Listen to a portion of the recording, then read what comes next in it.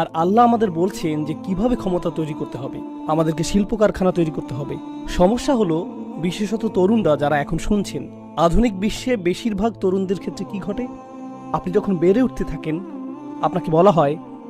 তোমাকে স্কুলে যেতে হবে এবং স্কুলে ভালো ফলাফল করতে হবে, এরপর একটা চাকুরি পেতে হবে, আর যখন তুমি চাকুরি পাবে তখন তোমার পরিবারের দায়িত্ব নিতে হবে, আর যখন তুমি এই পরিমাণ টাকা উপার্জন করবে তখন বিয়ে করতে পারবে, যখন তুমি বিয়ে করবে এরপর একটা ফ্ল্যাট কেনার চেষ্টা করবে, একটা ফ্ল্যাট হওয়ার পর এখন তোমাকে বাড়ির মালিক হতে হবে, এরপর একটা গাড়ি কিনতে হবে, এরপর সন্তান হবে, আর এর সাথে আসবে সন্তানের খরচ। তো আপনি জীবনের বেশিরভাগ অংশই এই চিন্তায় ব্যয় করছেন যে পরবর্তী চেকটি কোথা থেকে আসবে, অর্থ কোথা থেকে আসবে। এর মাঝখানে সুযোগ পেলে উম্মার সমস্যাগুলো নিয়ে সামাজিক মাধ্যমে পোস্ট করতে হবে। কিন্তু বাস্তবিকভাবে বলতে গেলে